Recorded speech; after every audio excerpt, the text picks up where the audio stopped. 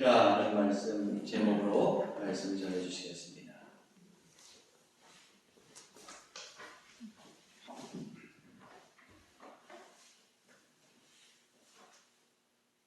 제가 짠 하고 나타나면 한 달이 가는구나. 벌써 10월이 저물었구나, 11월이 오는구나. 여러분들 아실 것입니다. 자, 오늘 이 주신 말씀 언제 어디에서 주신 말씀입니까? 성경 말씀은 우리가 잘 은혜를 받기 위해서는 이 말씀이 도대체 어떤 맥락에서 어떤 배경에서 나타나는 말씀인가를 먼저 아는 것이 중요합니다. 자, 이 말씀을 주실 때는 시내산에서예요. 그 배경은 이스라엘 백성들이 이제 애굽에서 종살이를 하다가 출애굽하지 않았습니까? 나왔어요. 나와가지고 이제 어디에 이르렀어요? 시내산에 이르렀어요. 하나님의 산에 이르렀어요. 그때에 하나님께서 이제 백성들에게 너희들이 정말 나의 백성이 되려느냐? 그래서 내가 말한 대로 지키면서 이렇게 살겠니? 라고 물었을 때 백성들이 예, 우리가 그렇게 하겠습니다. 라고 이야기했고 모세를 불러 올리셨어요. 그래서 모세가 시내산에 올라가서 40일 40야를 있으면서 하나님으로부터 율법과 계명을 받습니다. 상징적인 것으로는 두 돌판에 하나님께서 계명을 새겨주셨어요. 근데 그 와중에 이게 웬일입니까? 안에서는 난리가 나고 밑에서는 난리가 난 거예요. 백성들이 그 때를 못 기다리고 도대체 하나님 어디 계시냐, 모세 어디 있느냐라고 하면서 금송아지를 만드는 사건이 일어났습니다. 우상을 만들어 놓고 이것이 우리의 하나님이다 라고 하면서 그렇게 우상 숭배를 하기 시작했어요. 그래서 하나님께서 야, 백성들이 타락했구나. 모세가 내려보니까 이거는 가관이 아닌 거예요. 너무나 화가 나서 어떻게 해요? 이 소용도 없는 거죠. 이 두 돌판을 던져버립니다. 그리고 백성들에게 나가 그것을 판단을 하죠. 그리고 하나님 앞에 또 용서를 구하게 되는데 그 과정에서 징계와 심판의 사건이 일어납니다. 그래서 우상에 머물러 있던 사람들은 모두가 죽임을 당하고 또 그 금송아지를 태워서 다 마시게 함으로써 이제 정결하게 하는 일들을 해가죠. 그때 하나님께서 야, 이놈들, 이 목이 곧은 백성들 안 되겠다. 야, 이놈들 다 없애버리고 내가 너 새로운 민족을 이끌게 해주겠어 라고 모세에게 말씀하셨더니 모세가 아닙니다 하나님, 그리 하실 수 없습니다 라고 하면서 백성편에 서가지고 중보기도를 드립니다. 차라리 저를 제 생명을 거두실지언정 그렇게 하시면 안 됩니다. 하나님 영광에도 누가 되지 않습니까? 그래서 그 모든 일이 정리가 되고 이제 다시 하나님께서 부르셨어요. 그래서 백성들은 정결하게 하고 경건한 마음으로 아래서 기다리고 모세가 다시 산으로 올라갑니다. 그래서 그때 40일 40야를 또 보내면서 하나님께서 모세에게 또 율법과 계명에 대해서 말씀해 주시는데 그 말씀 중에 하나가 바로 오늘 이 말씀입니다. 자, 오늘 이 말씀 가운데 보면은 절기를 지키라 라고 하는 말씀이 추가돼요. 그러면서 어떠한 절기를 지키라고 말씀하십니까? 너희는 무교절을 지키라 라고 말씀하십니다. 첫 번째, 무교절을 지키라. 그러면 무교절이라고 하는 게 뭘까요? 무교절은 무교병을 먹으면서 기념하는 절기가 무교절이에요. 그럼 무교병이란 뭘까? 간단히 말해서 발효시키지 않은 빵을 먹는 겁니다. 빵도 발효를 시켜야지 맛있잖아요. 저도 몰랐는데 그 브레드와 베이커리의 차이가 있더라고요. 브레드는 일반적으로 반죽을 해서 구워낸 빵을 브레드라 그러고 베이커리는 거기에 꿀이며 이런 것들, 버터며 이런 것들이 들어가서 맛있게 만들어 놓은 빵을 베이커리라고 이렇게 이야기를 하더라고요. 그러면서 제가 그 성찬식, 그 성찬기를 전시하는 어떤 한 곳을 갔었는데 그러면서 카스테라는 브레드가 아니라 베이커리다. 그러므로 성찬에 사용하기를 적합하지 않지 않는가 라고 이렇게 얘기를 해서 들었습니다. 그래도 우리 담임 목사님은 아주 정확하게 우리는 무교병을 쓰지 않습니까? 자, 그래서 여기 보면은 발효시키지 않은 빵이에요. 그 발효시키지 않은 빵을 먹는 날인데 이것은 무엇과 관계가 있습니까? 애굽에서 이스라엘 백성들을 해방하신 날이에요. 광복절이에요. 무교병을 먹는 무교절은 광복절을 기념하는 거예요. 그러면 이렇게 무교절을 지키라라고 말씀하시는 그 까닭은 무엇입니까? 무교제를 통해서 기억해야 되는 것은 과연 무엇입니까? 이건 역사적으로 거슬러 올라가다 보면 출애굽하던 당시와 그 당일날과 관계가 있어요. 바로가 말을 듣지 않습니다. 그래서 결국은 10가지 재앙 가운데 마지막 재앙, 10번째 재앙이 무슨 재앙이었어요? 장자를 치는, 장자가 죽는 재앙이었어요. 이거는 모든 생명 있는 것들의 첫 소생은 다 그냥 죽임을 당하는, 오로지 하나님의 말씀을 따라서 무설주에 양의 피를 바르고 그 안에서 제대로 지켰던 사람들은 생명을 얻었죠. 바로 그 사건을 떠오르게 기억하라고 하시는 것입니다. 여러분, 하나님을 예배하고 그리고 또 우리가 하나님을 경험했던 사실들을 기억해내는 것이 얼마나 중요한 일인지 아십니까? 이 기억과 기념이 갖는 의미라고 하는 것은 말이에요. 저는 그렇게 생각해요. 우리가 이수신 장군이나 옛 위인들을 기념하고 또 이렇게 그들의 공적을 또 되돌아보면서 또 기억할 수 있지 않습니까? 근데 그분들은 없어요, 지금 여기. 그렇죠? 과거에 지나갔던 한 사건이었고 한 인물들이었어요. 근데요, 하나님에 대한 기억과 기념은 달라요. 왜냐하면 그때의 홍해를 가르시고 이스라엘 백성들을 이끌어내셨던 그 하나님이 오늘도 여전히 살아계신 하나님이시기 때문에 그렇습니다.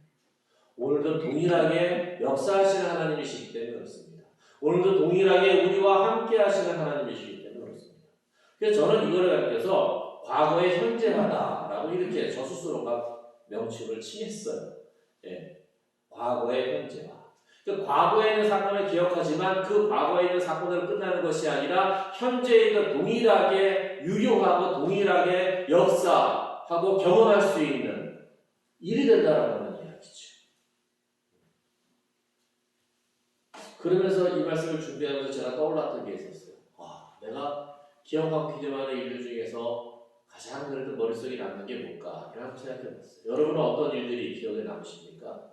하나님을 경험했던 그 사건과 경험들 속에 말이죠. 저는 그 중에 하나가 신학교 처음에 입학하던 그 과정이 떠올랐어요. 제가 기계공고를 다녔거든요. 왜냐하면 집안을 기후를 가세가 기울어져가는 집안을 일으켜야 될 가장 장남으로서 경제적인 여러 가지 것들을 담당해야 됐기에 기후공고에 가서 또 기능올림픽 선수로도 헌발이 돼가지고 거기서 그거 훈련을 받고 메달을 따면 그때는 삼성금성에 취업이 됐어요. 그리고 한번 기능장까지 올라간다고 그런 비전을 주시긴 했는데 이 교회에 다니고 하나님 안에서 예배하면서 삶을 돌아보니까 이건 제 인생이 아닌 거예요. 난 그렇게 살고 싶지 않은 거예요. 그래가지고 그때서부터 나는 그럼 뭘 해야 될까? 신학을 하고 싶었어요. 말씀에 대해서 알고 싶었어요. 이 길을 선택해야 되겠다. 결과는 쫓겨났죠. 정말로요. 근데 보십시오. 아무것도 없어요. 집에서 너 그래 훌륭하다 가라고 하는 것도 없지요. 누구 하나 후원자 되는 것도 없지요. 뭐 있습니까? 아무것도 없어요. 등록금이요? 그거는 많은 것도 없어요. 오로지 그거 하나만을 하나님께서 과연 내 인생은 나는 이렇게 살아야 되겠다라고 하는 주신 감동을 따라서 간 거예요. 감동을 따라서. 그래가지고 취업해서 벌었던 것들 반은 집에다 드리고 반은 제가 그대로 저축을 했어요. 그걸 가지고 이제 공부를 해가지고 이제 시험을 보고 했는데 여러분 보십시오. 아무것도 없습니다. 그래서 정말 그 시험을 보고 학교 발표하는 날이 돼서 그것도 이제 집에도 못 들어가고 이제 친구 집 전전긍긍하면서 떠돌다가 전화 한 통을 붙잡고 전화를 걸었어요. 저 수험번호 64번 아무개입니다. 어떻게 됐습니까? 그랬더니 그 교환원이 잠깐만 기다리세요. 그랬더니 그 시간이 왜 이렇게 길든지 그 짧은 시간에 축하합니다. 합격하셨어요. 그러는 거예요.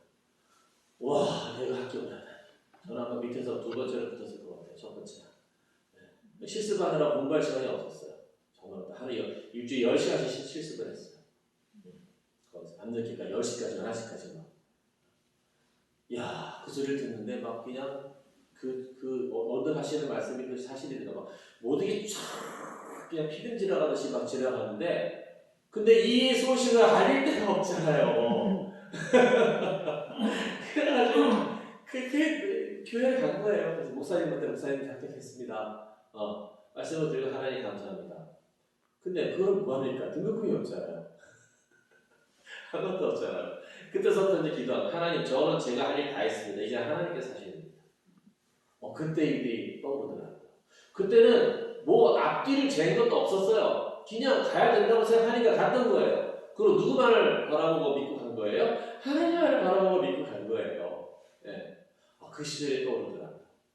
야, 그렇게 무대포로 갔음에도 불구하고 하나님께서 이렇게 인도해 주시고 이끌어 주셔서 지금 이 자리까지 서게 하셨는데 근데 우리가 지금은 많은 것들을 경험하고 많은 것들을 알고 그래서 이 안다라고 하는 것이 많은 것들을 경험했다라고 하는 것이 혹시 나에게 독이 되어 있고 장애물이 되어 있지 않는가 하는 생각이 드는 거예요.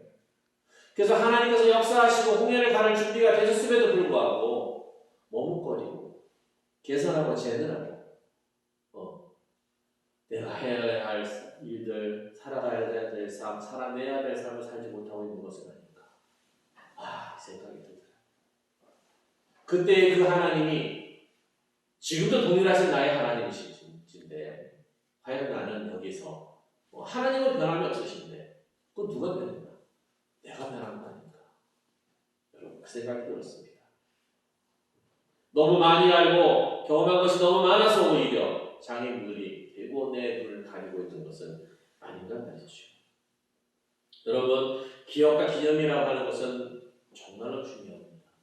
특히 하나님에 대한 기억과 기념이라고 하는 것은 그 일이 오늘날도 일어날 수 있는 하나님께서 역사하실 수 있는 그 사건이 된다라고 하는 사실을 우리가 함께 기억하고 나갔으면 좋겠습니다. 그러시면서 하나님께서는 그 말씀을 주세요. 초태생을 구별하라. 왜 이 초태생을 구별하라고 말씀하셨을까요? 그러니까 처음 난 것은 내 것이다 라고 하는 이야기예요. 애굽에서 장자의 사건을 기억하게 합니다. 장자가 재앙을 받아서 모든 장자가 첫 후생들은 다 생명을 잃게 되었어요. 처음 난 것들이 전부 다 그 목숨을 잃고 쓰러지는 그러한 일들을 기억하게 됩니다. 여러분 첫 생명은 그래서 하나님께서는 말씀하십니다. 내 것이다. 첫 생명은 내 것이다. 왜? 하나님께 나아간 생명들은 모두 생명을 얻었거든요. 그걸 하나님께서 어떻게 하신 거예요? 보호하시고 구원하신 거예요. 그러면서 말씀하십니다. 빈손으로 내 얼굴을 보지 말지니라. 네 아들형 장자는 다 배속할지니라 빈손으로 내 얼굴을 보지 말지니라. 말씀하세요. 여러분 이게 무슨 말씀이실까요? 처음 나온 초태생은 하나님의 은혜를 입은 생명이며 하나님의 것이라고 하는 의미입니다. 은혜를 입었다라고 하는 것은 죽음에서 구원을 받았다라고 하는 의미이고 하나님의 것이라고 하는 것은 뭐예요? 하나님께서 어떻게 취하세요? 하나님께 드려진 것들은 번제를 드리잖아요. 그러면 하나님께 드려졌다라고 하는 것은 희생제물이 된다라고 하는 의미가 아니겠어요, 여러분? 결국은 처음 생명은 죽음과 희생의 존재가 된다라고 하는 이야기입니다. 그런데 그 생명을 하나님께서는 이 땅에서 그 받은 생명 그대로 누리며 살 수 있도록 어떻게 했어요? 은혜를 베풀어 주신 거예요. 그러면서 뭐예요? 이 사실을 너희는 기억해.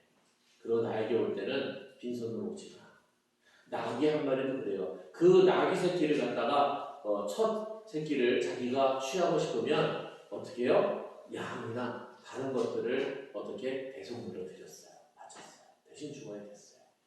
그 모든 일련의 일들을 통해서 뭘 기억하게 하시는 거예요? 하나님께서 어떻게 너희들을 구원하셨고 그리고 어떻게 생명을 주셨는지에 대한 것들을 하나님께서는 기억하게 하셨습니다. 여러분 그렇게 은혜를 베푸시며 대속물을 바치게 하시면서 잊어버리지 않게 하셨다라고 하는 것입니다. 여러분 잊어버린다라고 하는 것은 이거는 심각한 일입니다. 왜 잊어버리게 되는 걸까요? 그러면 저는 가만히 생각해 봤어요. 왜 잊어버리게 되는 걸까? 추수감사절이라고 하는 절기도 우리 교회 절기도 매년 와요. 우리가 수십 년 교회 생활하고 살아가면서 늘 오고 다가오는 것들이에요. 그러다 보니까는 그냥 스스럼 없이 그냥 지나가는 때가 되게 많더라고요. 이야, 이것은 익숙해지는 것이 아니라 잊어버리는 거 아닐까? 라고 하는 생각이 번뜩 들었어요. 왜 잊어버리게 될까요? 그것은 의미를 상실하게 될 때에 여러분 잊어버리게 됩니다. 의미를 상실하게 되면 귀찮아져요. 그리고 부담스러워지고 번거롭고 귀찮아집니다. 그러다 보니까 멀어지게 되고 잊혀지게 되는 거예요. 여러분 부담스럽고 번거롭고 귀찮아지게 된다라고 하는 것은 뭐예요? 근데 이거를 돌려서 생각해 보자고요. 자기에게 이득이 되고 소득이 되고 성공이 되고 기쁨이 되고 즐거움이 되는 일이라고 한다면 과연 그 일을 부담스럽게 생각하고 번거롭게 생각하고 귀찮게 생각할까? 우리가 여러분 하나님께 대해서 부담스러워지고 귀찮아지고 멀어지게 되고 잊어버리게 되는 것은 생명에서 멀어지는 일입니다. 그리고 복을 차버리는 일이 됩니다. 그리고 은혜를 거절하게 된다고 하는 사실 우리가 다시 한번 이 절기를 맞이하면서 기억했으면 좋겠어요. 하나님께서는 절기를 지키라고 우리들에게 말씀을 하셨는데 이 절기를 지키라고 하는 절기는 사실은 농경절기입니다. 농경절기예요. 이 매추절, 그러니까 무교절이라고 하는 것도 뭐예요? 첫 소시를 드리는 때이고 그리고 이 매추절, 오순절이라고 하는 것은 보리를 거두는 때예요. 보리농사와 관계가 있어요. 그 수장절이라고 하는 것은 보리와 밀을 경작을 했는데 그 보리 이외의 작물을 거두는 겨울이 되기 전 거두는 양식들, 곡식들이에요. 그걸 저장하라고 하는 의미거든요. 농경절기예요. 이제 이스라엘 사람들이 어디에 들어가서 가나안에 들어가서 살게 되는 것은 복충만을 하던 백성들이 뭘 하게 되는 농사를 짓게 되는 겁니다. 농경문화로 들어가는 거죠. 적작생활을 하게 된다라고 하는 이야기입니다. 거기에서 있는 그 절기들을 그 절기들로서만 지킬 것이 아니라 어떻게 그 절기를 통해서 너희를 구원하신 하나님 그리고 이 땅에 들어와 살게 하신 하나님을 기억하고 떠나지 말라고 하는 그러한 의미로 주셨다라고 하는 이야기입니다. 여러분 이 절기를 지킬 때 우리는 무엇을 기억하게 됩니까? 첫 번째는 절기를 지킬 때 우리는 나에게 주인이 되시는 분이 계시다라고 하는 사실을 알게 됩니다. 내 인생의 주인이 계시다 라고 하는 사실 말이죠. 나를 구원해 주시고 은혜를 베풀어 주셔서 지금 이렇게 살게 해주시는 분이 계시구나 라고 하는 것을 알게 됩니다. 또 절기를 지킬 때에 내가 누구인지를 알게 돼요. 나의 정체성을 확인하게 된다라고 하는 이야기입니다. 자, 여러분 여기 지금 왜 앉아 계시죠? 여기에 앉아서 예배하시는 여러분들 사실은 이 시간이 이 일요일이라고 하는 이 시간이 얼마나 한국 같은 시간입니까? 일주일에 미리 잠을 자도 더 실컷 잘 수 있는 시간이고 또 날씨도 좋은데 어디 가서 산책을 하거나 어디 여행을 가도 정말 좋은 그런 게 아닙니까? 근데 우리는 여기 어김없이 와서 앉아있어요. 왜 그렇습니까? 그것은 내가 하나님의 백성이기 때문에 내가 하나님의 사람이기 때문에 그 인하는 하나님께서 주신 복된 날이기 때문에 뭘 확인하는 겁니까? 나의 정체성이 확인되는 거예요. 내가 누구인가라고 하는 것을 확인하는 것이 되기 때문에 그렇습니다. 나는 하나님의 사람입니다. 그런 것이죠. 그리고 나는 예배하는 사람입니다. 라고 하는 사실을 기억하는 것입니다. 그리고 나는 예수 그리스도의 생명으로 구원을 받아서 그리스도를 주인으로 모시고 살아가는 사람입니다. 라고 하는 것을 증명해야 되는 거예요. 그리고 나는 하나님의 뜻을 실현된 인류사회가 천국임을 확신하는 하나님 나라의 일꾼입니다. 라고 하는 사실을 기억하는 것입니다. 여러분 그리스도인은 가치가 다른 사람이고 목적과 비전이 다른 사람들입니다. 그저 세상 사람들과 다른 것이죠. 여러분 오늘 내가 기억하고 기념해야 할 내 인생에서의 사건이나 경험은 과연 무엇입니까? 저는 추수감사절을 맞이하기 전에 여러분이 한번 여러분의 삶들을 쫙 돌아보셨으면 좋겠어요. 내 인생에 있어서 정말 지금까지도 생생하게 기억에 남는 하나님에 대한 그러한 경험과 사건들이 무엇인가 한번 생각해 보셨으면 좋겠어요. 하나님께서는 이 절기를 지킴에 있어서 세세하게 규정을 만들어서 지키도록 하셨어요. 원리와 원칙이 있어야 된다고 하는 이야기입니다. 여러분 원리와 원칙은 그런데요. 그 의미를 바로 알게 될 때에 제대로 지킬 수가 있게 돼요. 원리와 원칙만 있고 의미를 모르게 되면요. 어떻게 됩니까? 형식만 남게 됩니다. 그러다 보면 바리새주의, 형식주의에 빠지게 되는 거죠. 쉽게 얘기하면 이런 겁니다. 오늘날 절기를 지키기 위해서 야 추수감사절이래. 그리고 집에 있는 소나 양을 데려다가 여기 와서 잡으시는 분 안 계시잖아요. 예. 그거는 달리할 수 있잖아요 우리가. 예. 그 의미가 무엇인지를 깨닫고 다른 방법으로 하나님을 예배하고 감사하며 절기를 지킵니다. 그거지요. 그래서 예수님도 그러셨어요. 안식일 규정을 원하는 사람들에게 안식일이라고 하는 것은 안식을 위해 사람이 있는 것이 아니라 사람을 위해서 안식이 있는 거 아니냐 라는 말씀을 주셨어요. 그래서 의미는 형식을 통해서 나타나고 또 의미를 되새기고 기억하고 기념하는 일은 형식을 통해서 하게 되는 것이죠. 이제 우리가 추수감사절이라고 하는 절기를 다음 주로 맞이하게 됩니다. 늘 오는 절기예요. 늘 왔던 절기. 근데 이번에는 좀 다르게 한번 기억했으면 좋겠어요. 그 중에 첫 번째가 이 무교절을 지켜도 이스라엘 백성들처럼 내 인생에서 정말 하나님께서 하나님을 경험했던 그 사건들, 그 기억들을 다시 한번 떠올려봤으면 좋겠습니다. 그렇게 묵상할 때에 여러분에게 주시는 놀라운 은혜와 역사와 경험이 있게 될 줄로 믿습니다. 그리고 두 번째로는 여러분이 코로나 시대를 우리가 살아가고 있잖아요. 마스크를 쓰고 살아가야 되다니. 저는 천식이 있고 호흡이 좀 안 좋은 사람입니다. 네. 그래서 마스크를 써야 된다고 하는 얘기를 들었을 때는 야 과연 내가 버틸 수 있을까? 봄과 가을, 겨울을 그러던 시대를 여름에 내가 살 수 있을까? 이런 걱정을 했었어요. 살게 되더라고요. 네. 그렇게 살 수 있을까 걱정을 했지만 2년이 지금 지나고 있습니다. 사라지고 있습니다. 그리고 살아내고 있습니다. 코로나를 경험했던 이 한 시대, 두 시대를 되돌아봅니다. 저는 그래도 영으로는 풍부한 사람이지만 그 물질에 대해서 잘 놀라지 않았어요. 근데요, 이 코로나 시대 그때 보니까 제가 부자더라고요. 제가 부자더라고요.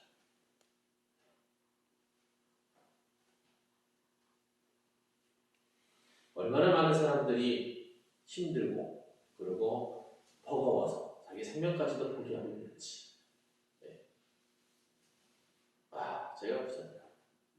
어떻게 과연 이 시대를 살 수 있을까 생각하셨는데 아니 그게 아닌데 처음 된 자가 나중 된 자고 나중 된 자가 처음 되듯이 여러분 이 코로나 시대를 살아오면서 내가 경험한 은혜와 능력이라고 하는 것은 무엇입니까? 내가 경험한 하나님의 은혜와 능력이라고 하는 것은 무엇입니까? 내가 고백할 수 있는 감사는 과연 무엇입니까? 여러분 돌아보게 해요. 그러면서 우리가 정말 이와 같은 나의 기억과 또 한 해의 삶들을 기억하면서 그렇게 추수감사절을 한번 맞아보면 어떨까 싶습니다. 제단을 장식하는 일도 중요하지만 우리들의 마음을 먼저 장식했으면 좋겠어요. 무엇으로? 하나님에 대한 기억과 기념으로 말이죠. 그리고 정말 생명의 속죄를 들고 하나님 앞에 나가서 이 생명이 하나님께 있음을 고백했던 이스라엘 백성들처럼 하나님 앞에 소중한 정성들을 모아서 그렇게 찬양하고 감사하고 예물을 드리며 예배했으면 좋겠습니다. 오늘 마지막 27절의 말씀에 보니까 여호와께서 모세에게 이르시되 너는 이 말들을 기록하라. 내가 이 말들의 뜻대로 너와 이스라엘과 언약을 세웠음이라 하시니라 라는 말씀을 주셔요. 여러분 하나님께서 오늘 언약을 맺으시는 하나님이신 것을 여기에 보게 됩니다. 여러분 언약을 맺는다라고 하는 이야기는 너에게 내가 부과하는 책임이 있어. 너 세금도 내야 되고 말이지. 이런 의무도 해. 이런 게 아니에요. 그거는 형식상으로 보여지는 모습일 뿐이고 언약을 맺는다라고 하는 말의 핵심은 뭐냐 하면 바로 이것입니다. 이제 내가 너를 책임질 거야. 하나님과 언약을 맺은 백성이라고 하는 것은 이제 하나님께서 누구를 책임지시겠다라고 하는 것입니까? 이스라엘을 책임지시겠다라고 하는 이야기입니다. 언약을 맺은 너 이제 내가 너를 책임질 거야. 여러분 이게 언약의 의미다라고 저는 생각합니다. 하나님의 목적은 사람에게 있습니다. 우리에게 있습니다. 나에게 있습니다. 사람을 위해 우리를 위해 나를 위해 오늘도 역사하시고 일하시는 하나님이시다라고 하는 이야기입니다. 여러분 의무와 희생과 헌신과 봉사는 2차적인 거예요. 신앙생활은요 그렇게 의무적으로 살아가는 삶이 아니라 살아계신 하나님을 경험하며 살아가는 삶이 여러분 이게 신앙생활입니다. 예. 그리고 신앙생활은요 기뻐요. 왜? 내가 할 수 있는 부분에서 내가 할 수 있는 부분에서 또 나의 기뻐하는 일들을 하나님과 도외시하지 않으시기 때문에 그렇습니다. 그 일을 통해서 영광 받으시기 때문에 그렇습니다. 여러분 밭일하시는 분이 밭에서 농사지은 배추 한 포기를 하나님께 가져오고 또 사업하시는 분은 자기 사업에서 얻은 수익을 가지고 하나님께 가져오셨다 했을 때 예. 여러분 하나님께서 그걸 참여하시겠습니까? 아니에요. 동의해요. 동의해요. 근데 우리는 세상적인 가치로 봤을 때는 어떻게 해요? 그걸 참여하는 마음이 있잖아요. 그러게 기뻐할 수 있는 거예요. 그러게 기뻐할 수 있는 거예요. 여러분 오늘도 일하시고 역사하시는 하나님이시라고 하는 사실을 꼭 기억했으면 좋겠습니다. 그것이 언약을 맺으시는 하나님이 우리에게 주는 의미인 것입니다.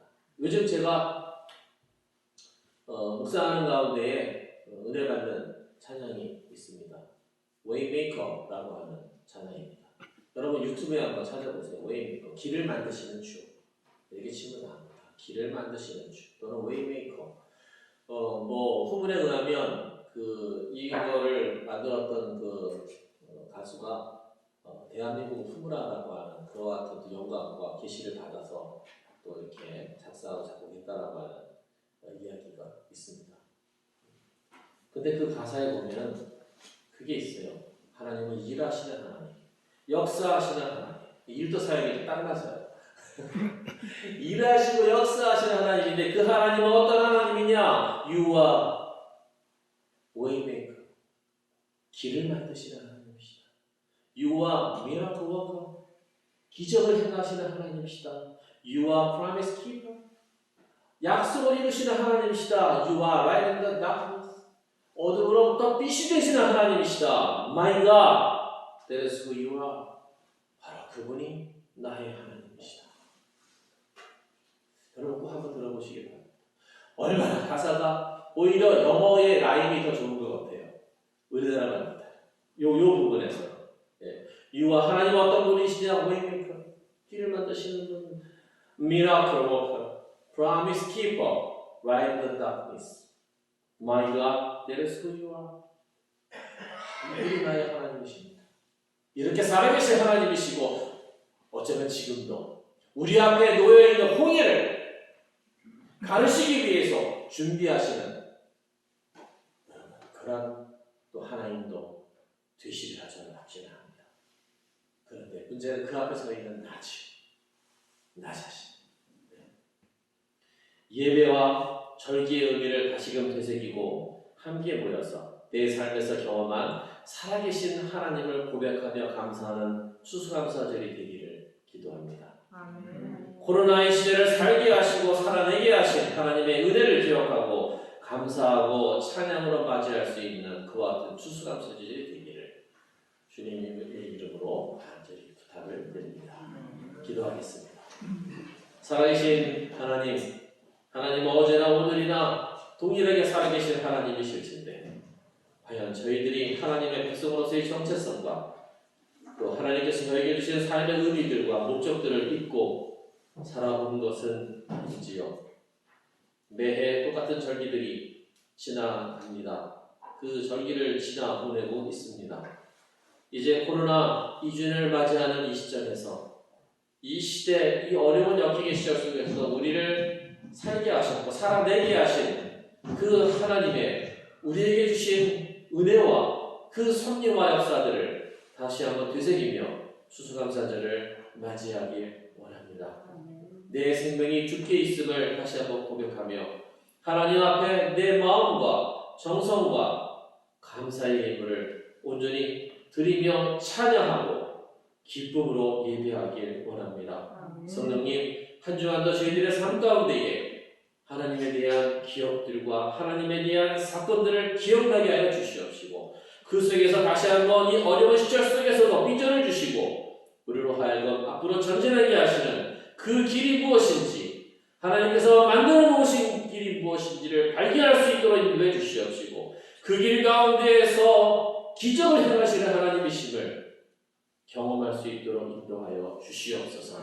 우리 주 예수 그리스도의 이름으로 간절히 기도하옵나이다. 아멘.